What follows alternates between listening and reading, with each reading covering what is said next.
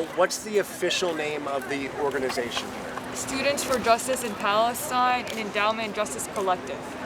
Okay. So what is the ultimate goal regarding the final exams aspect? Are you trying to have them canceled, postponed? Because there was some literature out by the organization. We're just looking for clarity on that. So actually, the ultimate goal is to comply with our demands. Our two main priority is to end our relationship with Tel Aviv University, and also to cut ties with the Zionist state in terms of divesting from Zionism, divesting from Israel, divesting from settler colonialism, divesting from Israeli apartheid. Those are our ultimate goals, and also hopefully to carry out and to end the genocide on the Palestinian people. The focus is always on Palestine and its people and our land, and to return to our land. In terms of the final exams, here we are demonstrating that, there are no universities left in Gaza. There are no schools left in Gaza.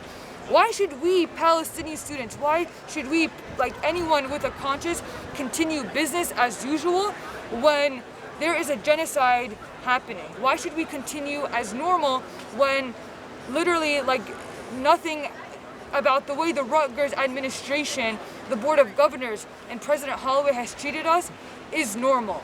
So this is us saying that we are not going to continue as normal. We are not going to continue with taking our exams. We are not going to continue going to school because the people of Gaza don't even have school.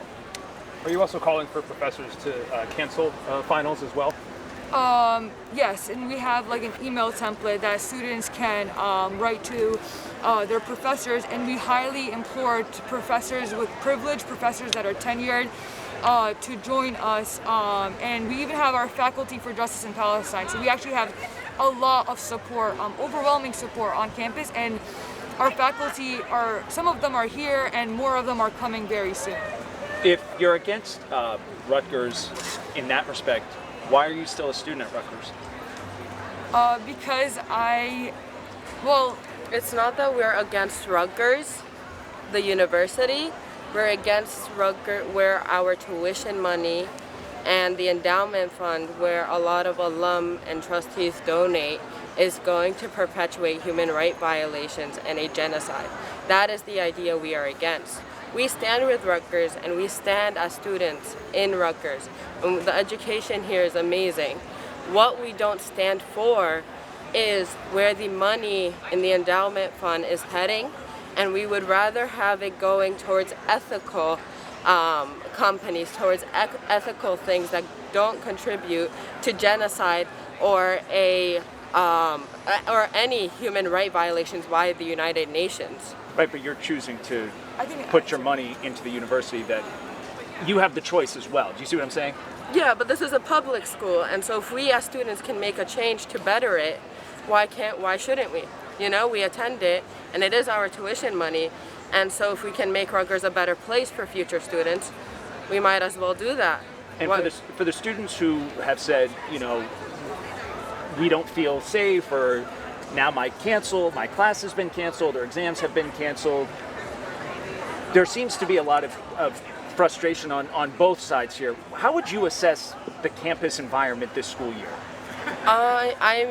From our end, I don't think we've seen any of these frustrations yet. We haven't heard of them.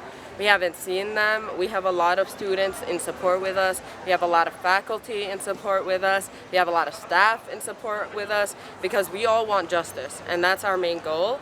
And at the end of the day, just like my comrade said, how can we, as privileged students, as privileged faculty, as privileged staff in the U.S., in a safe place, not speak out against the injustices and the genocide happening in another place in our own names? We fight against that, and we want justice for those people. And as my comrade said, this is not a time where we can continue business as usual. This is a time where we try to get justice for all those oppressed around the world. What are you doing to keep the peace here? This seems very peaceful. We've seen other incidents across the country where cops are coming in, a lot of arrests. But what are you doing to keep those outside influencers from infiltrating your peaceful protest here? And are you concerned this might end up like a Columbia or a UCLA? I mean, it goes back to how administrations will treat us, and we trust that they will treat us well. I don't think this will escalate to a point where it can become a Columbia or a CCNY case. I trust that there will be a conversation between the negotiation team and the administration, and our demands will be met before a Columbia case happens here. We are not excluding anyone from entering the encampment. This is a movement for all of us, and we have been very safe. We have community guidelines that protect our community from inside. We have safety marshals that are protecting our community around us. And our negotiation team is doing a wonderful job communicating with administration so that we don't get the cases that are happening in Columbia, in UCLA, in all over New York. Do you feel like your message is being heard? By who? By Rutgers and by the student body? Do you feel like you're being heard and recognized? Yeah, I feel like we are being heard and recognized. I feel like after the past 2 semesters we've had, this is the first time where there is a conversation, an active conversation with administrations, with being heard, with them listening to the Palestinian students who have been suffering and who have been harmed within the last 7 to 8 months.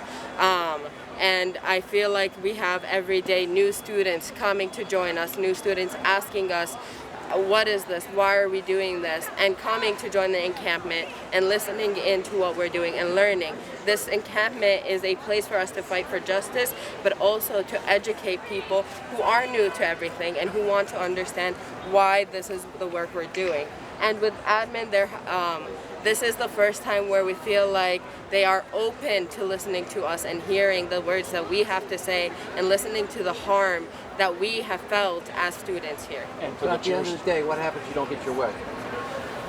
Well, we believe that we will get our way. We have full confidence that we will divest from Israeli apartheid, from settler colonialism, and we have full confidence. The same way that we have full confidence that we will free Palestine within our lifetime, we have full confidence that we will divest in the sense there is an overwhelming majority on campus, as our divestment bill and vote has said, that 80% voted to divest. Our lowest margin was 70% from the 3 campuses in Newark, New Brunswick, and Camden. So I have full confidence for that. The numbers speak for itself.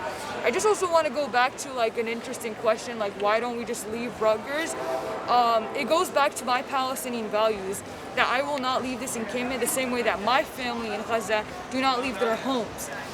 This is also my campus. It's not Rutgers administration just saying how things go. I am a student here. This is my tuition money, and I believe that our endowment fund should not be profiting off of Palestinian suffering. And so rather than just like abandoning my issues, I go through the democratic process. I voice my concerns. I use my freedom of speech, and we advocate, and we do not abandon our people in Palestine. Why would I go to another university? Another university is most likely invested in Israel and has a relationship with Israel. So these are our circumstances, and we are more than willing to take the risks to make change and to fight for change. How long are you willing to keep this encampment here for? We are willing to keep this encampment for as long as admin wants us to keep it here with regards to how they reply to our demands. We have a list of 10 demands, and we ask that admin reply to these demands, and the encampment will stay here for as long as that may entail. And we are not going anywhere because these demands are very valuable to us, to the people of Palestine, and these demands are things that we need to adhere by as a university that promotes diversity. What if they try to remove you? As we said before, we are not going anywhere. We are inspired by the people of Gaza. Their resilience and their confidence keeps us motivated and fuels our resolve to continue to free Palestine from the river to the sea. And we trust that the university will have communication guidelines between us and between the negotiation team and themselves, and communicate any efforts of removal before actually conducting it, because we trust that the Rutgers administration also understands, as a public school and as an administration, they understand that as students we are adhering to our First Amendment right of speech, and I hope that they also recognize that there are communication lines between us, and that if the removal is something they are thinking of, it is communicated to us. Do you plan to keep this peaceful? Of course, our intention with this whole thing has always been and will always be to remain peaceful. We are not here to fight anyone. We are here to showcase the harm that is being done and to get the demands that we adhere by onto the table in order to fix the inequality and the injustices that are being conducted here.